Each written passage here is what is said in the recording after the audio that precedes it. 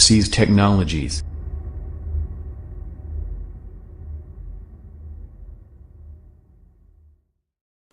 Choosing the right domain registrar. Many people, particularly when they first get started in internet marketing, register their domains through their hosting company. The registration is often included in hosting plans, and on the surface at least, it seems like this would be an easy way to manage everything in one place. There are some good reasons to work with an independent domain registrar, however, which we're going to discuss in this article. The main reason you want to separate your domain registration and your hosting is so you can control your domain independently. If something happens with your host that requires you to move your site onto a different server, it can be very difficult or even impossible to redirect the domain when it's registered with the same host.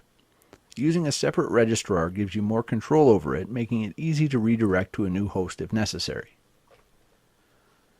You don't necessarily want to choose the cheapest domain registrar, but watch out for those that charge far more than necessary.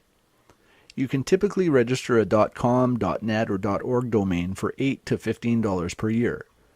Don't spend more than that unless you're getting some kind of extras that are worth the additional cost. The really cheap registrars, on the other hand, sometimes offer the first years as a sort of a loss leader.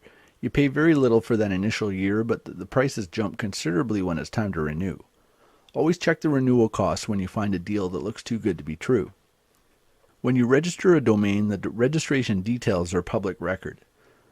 Some registrars offer a privacy feature that cloaks your name and address in the domain record. This is included with some registrars, while others charge extra for it. If you're concerned about your privacy, this is a good way to help protect it. If you don't use a privacy service on your domain, you'll often receive renewal letters in the mail when the renewal dates are getting close. Most of these renewals are from other registrars, not the one you used, and they charge extremely high prices. They make the letters look official, hoping to trick people into transferring the registration, which is the result if you accept their offer.